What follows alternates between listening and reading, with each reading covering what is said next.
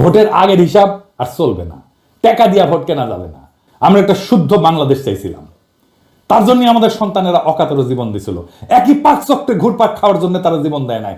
এই বিএনপিরে ভারত এখন ক্ষমতার লজেনচুস দেখাচ্ছে, বুঝছাও? ক্ষমতার লজেনচুস দেখা বিএনপি ওই ক্ষমতার মূলার পিছে যাচ্ছে। তারপরে ওই লজেনচুসের আমও যাবে, সাথে সালাও যাবে। কেমনে বিএনপি কে ভারত ফেলাই দেবে ক্ষমতা দেখে শুনবেন, প্ল্যানিং শুনবেন, শুনেন আমার কাছে। ভারত জানে 2026-এর চ্যালেঞ্জ মোকাবেলা করা বিএনপির পক্ষে সম্ভব না। এটা আমার মতো মূর্খ মানুষ বুঝলে ভারত তো অনেক আগে থেকে জানা আছে, যখন বিএনপি দেশের অর্থনীতি নিয়ে ঝামেলায় পড়বে তখনই শুরু হবে বিক্ষোভ আন্দোলন। এই আন্দোলন হবে একেবারে তৃণমূল থেকে। মানুষ খেতে পারবে না তো, চাকরি থাকবে না তো, মানুষ দলে দলে রাস্তায় নেমে আসবে তো। লগি বৈঠা নিয়ে আওয়ামী লীগ কি তাণ্ডব করেছিল মনে আছে না? এখন যে পুলিশ আছে, পুলিশে পুরো রেতো হাসিনা। পুলিশ চুপ করে দাঁড়িয়ে থাকবে। 1/11-এর টাইমে যেমন আসিল ওই মীর জাফরের সেনাবাহিনীর মতো, ছাত্রলীগ যুবলীগ গঠ থেকে উঠায় আন্দোলনে জয়েন দেবে, আর আমার হাসু চুপ কইরা ঢুকে পড়বে।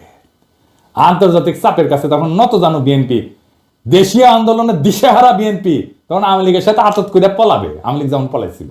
আর দেশে ফিরে আসবে সেই ভয়ঙ্কর ফ্যাসিবাদ, আবার সেই ভারতীয় আধিপত্যবাদ যা কায়রানি ছিল আমাদের জীবনের 16টা বছর, বাংলাদেশকে পরিণত করছিল ভারতের উপনিবেশে। যারা কায়রানি ছিল বর্বর ভাবে আমাদের হাজার হাজার সন্তানদের জীবন, যারা আমাদের 25,000-এর মতো ছাত্র জনতাকে আহত করে চিরজীবনের জন্য পঙ্গু আর দৃষ্টিহীন করে দিছে। নির্বাচন করছেন, ম্যান্ডেট করছেন, গণপরিষদের নির্বাচন করেন, আমরা সবাই বলতেছি সেটা তো করবেন না, কারণ ওখানে নতুন সংবিধান বানাইতে হবে, সেটা তো করতে চাচ্ছেন না। গণপরিষদের নির্বাচন করেন, ম্যান্ডেট নেন, আপনারাই করেন, আপনারাই আসেন, সেটা করবেন না। যারা বিপ্লব করলো, যারা দেশটাকে রক্ষা করলো রক্ত দিয়া, তাদের প্রতি আপনাদের পর্বত প্রমাণ ঘৃণা, শত্রু বানায় ফেলছেন তাদেরকে। আপনার 31 দফা দিচ্ছেন, এটা নিয়ে একটা ভিডিও দিব, দাঁড়ান, দিতেছিলাম না নেহাত মায়া করে, এতদিনের রাজপথের সহযোদ্ধা কেমনে কঠোর কথা কই।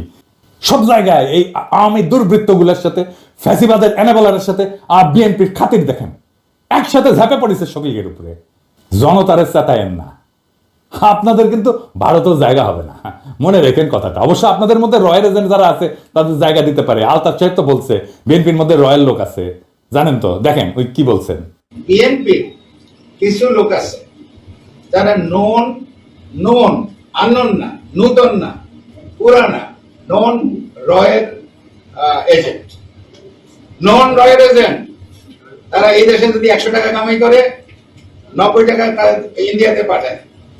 এই এজেন্টের একাধিক এজেন্টের নাম আমি বলতে পারি। আমি তো ঢাকায় থাকি, পটুয়াখালীও থাকি, কলকাতায় সল্ট লেকে বাড়ি আছে, সোনার দোকান আছে, হোসিয়ারি আছে, তারপরে পেট্রোল পাম্প আছে, তারপরে এটাকে কি বলে, এই যে কমিউনিটি সেন্টার আছে। বাসায় গেলে পরে আপনি বাংলাদেশি পাসপোর্ট পাবেন, আপনি ইন্ডিয়ান পাসপোর্ট পাবেন, আপনি কানাডিয়ান পাসপোর্ট পাবেন। তো প্রমাণ থেকে অসুবিধা আছে নাকি? বিএনপি একজন শীর্ষ নেতা এই কথা বলছে, আমি বলি নাই। বিএনপির কোনো জবাব আছে? এবার আসেন আলাপ করি 2026-এর বিপর্যয় থেকে বাংলাদেশকে রক্ষার উপায় কি। এই বিপর্যয় থেকে রক্ষার একমাত্র উপায় হইল প্রফেসর ইউনূসের মতো একজন সরকার প্রধান, যিনি বৈশ্বিকভাবে সমাদৃত। এখন নির্বাচন দিলে দেশের অর্থনীতির উপর অতিরিক্ত চাপ আসবে। আওয়ামী লীগের চুরি করার টাকা ফেরতেই না, যেন আর কেউ দেশকে বাপের সম্পত্তি ভাবতে না পারে সেই ব্যবস্থা করতে হবে। মনে হয় এখানেও বিএনপির আপত্তি। আওয়ামী লীগের হাতে কত হাজার কোটি টাকা আছে জানেন? নির্বাচন আসলে ওই টাকা মাঠে আসবে, তখন মাঠে আসবে প্রার্থী কেনার জন্য, ভোট কেনার জন্য। 2026-এর চ্যালেঞ্জ মোকাবেলার জন্য প্রফেসর ইউনূস অনেক দক্ষ টেকনিক্যাল এক্সপার্ট নিয়ে আসছে। রিভার্স ব্রেন ড্রেনের মাধ্যমে আরো লোক আনার কাজ চলতেছে। এদেরকে দেশ পুনর্গঠনের সুযোগ দিতে হবে। আপনারা জানেন কত স্কলার ফিরে আসছে সরকারের সাথে কাজ করার জন্য।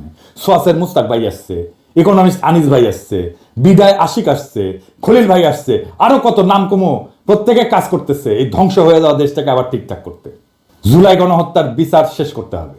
আপনারা 31 দফায় যেহেতু এগুলো রাখেন নাই, তাই আপনাদের উপর আমাদের কোনো ভরসা নেই। আগামীর যুগ জেনারেটিভ এআই এর যুগ। আমাদের তথ্য প্রযুক্তি খাতে অনেক দক্ষ লোক দরকার। হাসিনার চুরির অত্যাচারে এমন দক্ষ যত লোক দেশ থেকে চলে গেছে তাদেরকে আবার আমরা ফিরে আনবো।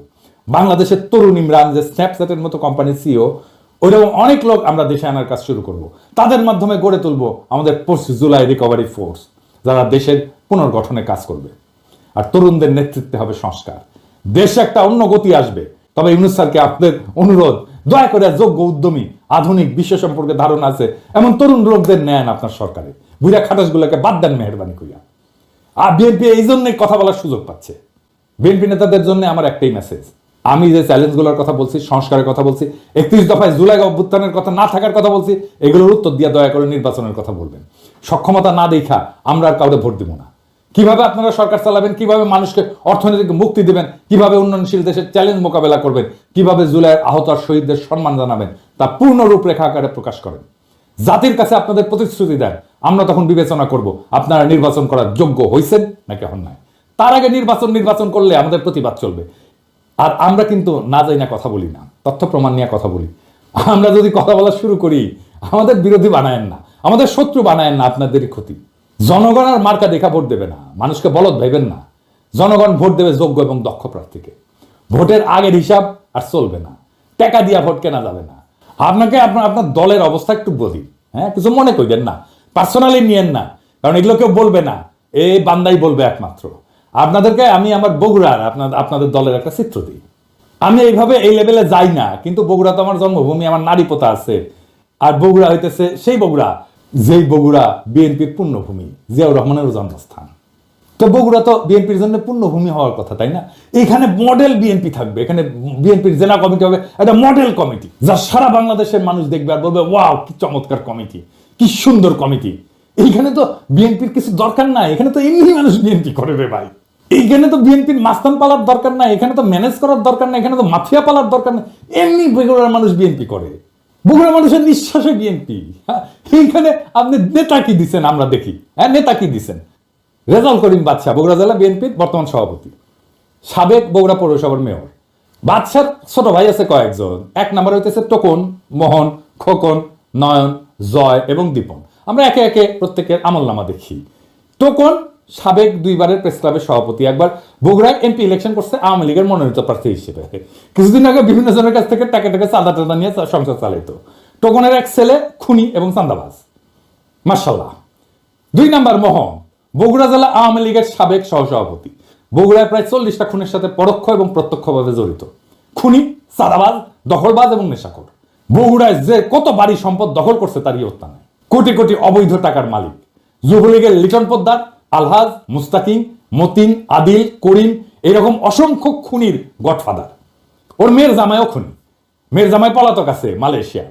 মোহন পলাতক, ইন্ডিয়া থাকে, ইন্ডিয়াতে আবার বাড়িও আছে মার্শাল্লাহ। 3 নাম্বার খোকন, দিনরাত নেশা করে, ফেন্সিডিল, গাঁজা, আফিম সবই খায়, আবার মাঝে মাঝে তাবলিগও করে, কি একটা অবস্থা। 4 নাম্বার নয়ন, 3 বারে বগুড়া প্রেস ক্লাবের সভাপতি, মার্শাল্লাহ, লেখাপড়ায় খুবই ভালো, শুধু এইচএসসি পাস, এর উপরে আর পাস দিবার পারেনি, বর্তমানে পলাতক। 5 নাম্বার জয়, শহর যুবলীগের সভাপতি, হিরোইন খোর, রাত হইলে বাসা ফেরার জন্য রাস্তা দিয়ে হাঁটতে পারে না, এমনই দুলে, সে দেওয়াল ধরে ধরে রাত হইলে হাঁটে। আমার কথা না, বগুড়ার মানুষের কথাই শুনে। দীপন 6 নাম্বার, ফেন্সিডিল খোর, ফেন্সিডিল বিক্রেতার কাছ থেকে মোহনের ভাই হিসেবে ফ্রি ফেন্সিডিল পায়। বগুড়ার মানুষ এই দুর্বৃত্ত পরিবারের কাছে জিম্মি। 1 ভাই বিএনপি, 1 ভাই আওয়ামী লীগ, 1 ভাই যুবলীগ, 2 ভাই হাসিনার চাটুকার সাংবাদিক। এদের বাপের নাম আলম দারোগা। এ কিন্তু বগুড়ার স্থায়ী বাসিন্দাও না, এই আলম দারোগা বরিশালের মানুষ, সিপাহী থেকে দারোগা হয়েছে, বগুড়ায় রিটায়ার করছে। রিটায়ারের পরে নোট বইয়ের ব্যবসা করতো। বাদশাহ মোহনও নোট বইয়ের ব্যবসা করতো। ভাই এই লোকের বগুড়ার প্রতি বিন্দু মাত্র কমিটমেন্ট আছে? বগুড়া জাহান নামে যা করে কিছু যায় আসে, তো বগুড়ার লোকই না রে ভাই। এই বাদশাহ 5ই আগস্টে বহু আওয়ামী লীগ যুবলীগ নেতার কাছ থেকে টাকা নিয়ে তাদের সম্পদকে রক্ষা করছে, তাদেরকে রক্ষা করছে। বিশেষ করে আলহাজের কাছ থেকে নাকি 1 কোটি টাকা নিচ্ছে, যে ওর বাসায় আগুন ধরে গেছিল, ওই আগুন লাগানোর চেষ্টা করছিল, আবার ওই 1 কোটি টাকা নিয়ে আগুন লাগায় নেই আর কি। বিএনপির নতুন নেতা দেয়, এই লোক বিএনপির নেতা থাকলে বিএনপিকে আমাদের বলতে হবে কেন এই লোক বিএনপির জন্য বগুড়াতে অপরিহার্য। মানে একই পরিবার বিএনপি আওয়ামী লীগ ভাগ হইয়া সারা শহরে রাহাজানি করবে, আর জনগণ মুখ বুঝা সহ্য করবে? হ্যাঁ, এত বোকা ভাবেন বগুড়ার লোককে? এই পরিবারের কাছ থেকে বগুড়ার মানুষকে রক্ষা করতে হবে। জানি না বিএনপির কাছে এই দুর্বৃত্ত পরিবার কেন এত পছন্দের। এই লোক বগুড়ার নেতৃত্ব দেবে, এর নেতৃত্ব বগুড়ার মানুষকে মাইনা নিতে হবে। এত তুচ্ছ ভাবেন বগুড়ার মানুষকে? যেই মাটিতে জিয়া জন্ম নেয় সেই মাটিতে এই দুর্বৃত্ত পরিবারের হাতে জিয়ার আদর্শ বয়ে নেওয়ার ভার কেমনে দেন ভাই? আর মানুষ পান নাই নাকি? এর সাথে ভালো মানুষ নাই আপনাদের বিএনপিতে? আমরা একটা শুদ্ধ বাংলাদেশ চাইছিলাম, তার জন্য আমাদের সন্তানেরা অকাতর জীবন দিছিল। একই 5 চক্রে ঘুরপাক খাওয়ার জন্য তারা জীবন দেয় নাই। আমরা চাই বিএনপি নতুন সময়ের দিশা দিক, মানুষের এই বিপ্লবী আকাঙ্ক্ষাকে ধারণ করুক। আমরা একটা নতুন বাংলাদেশ চাই। আপনাদের দল পরিশুদ্ধ করেন, আপনারা আমাদের সহযোদ্ধা। আমরা ছাত্রদের নেতা মানছিলাম, এবার আপনারাই আমাদের নেতা হইয়া ওঠেন, নেতার মতো আচরণ করেন। নেতাদের আকাশের মতো উদার হইতে হয়। নেতা সেই যে নিজে কাঁদে অন্যকে কাঁদায় না। নেতা সেই যে কোনো কিছুর আকাঙ্ক্ষা করে না। নেতা সেই যে জনগণের সব কষ্টকে, সব দুঃখকে নিজে আপন কইরা নিতে পারে। নেতা সেই যে সবচেয়ে দুর্বল মানুষের আশ্রয় হয়ে উঠতে পারে। নিজেকে প্রশ্ন করেন সেই জায়গায় আসছেন কিনা, না আসতে পারলে অপেক্ষা করেন। ইনকিলাব জিন্দাবাদ।